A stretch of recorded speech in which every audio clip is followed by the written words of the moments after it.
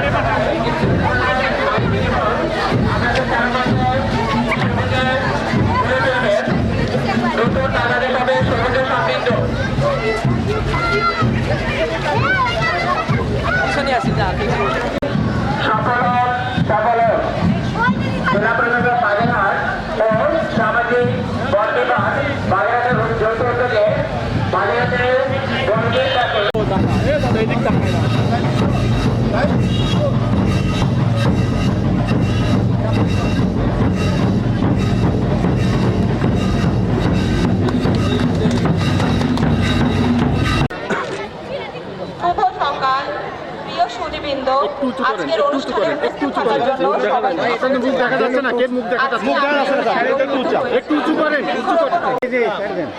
এবার বৃক্ষ মেলা 2024-এর প্রতিপাদ্য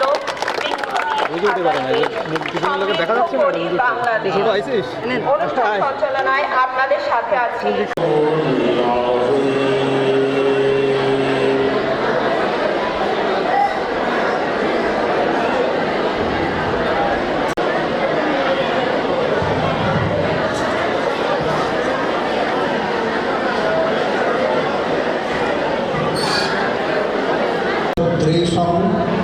পবিত্র মিহ বিদ্যতে তৎস্বয়ং যোগ সংসিদ্ধ কাল মানি বিদ্যতে শ্রদ্ধাবান লভতে জ্ঞানম তৎপর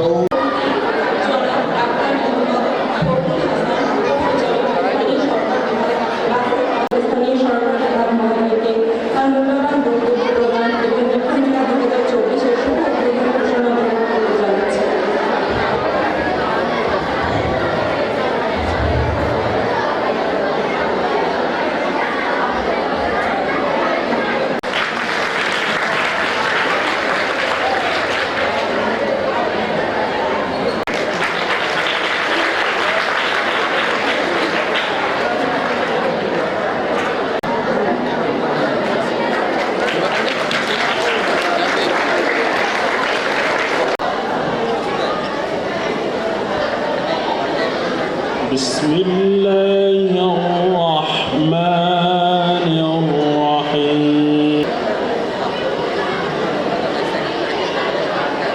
لا يحزنهم الفزع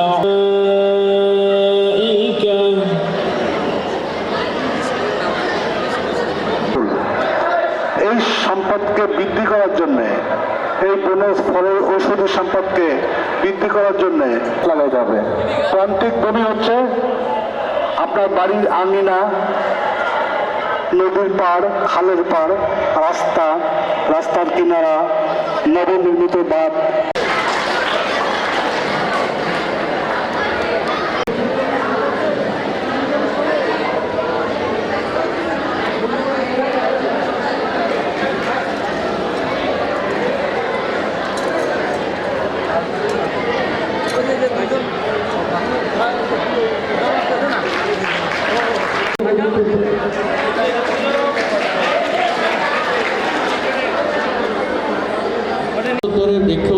করেন তাদেরকে উৎসাহ দেওয়া, তাদের একটি বাজার তৈরি করে দেওয়া, অর্থনৈতিক কর্মকাণ্ডে তাদেরকে সম্পৃক্ত করা।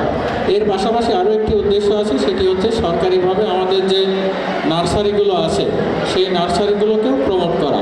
তো আজকে আমরা বৃক্ষরোপণ অভিযান এবং বৃক্ষ মেলায় উপস্থিত হয়েছি।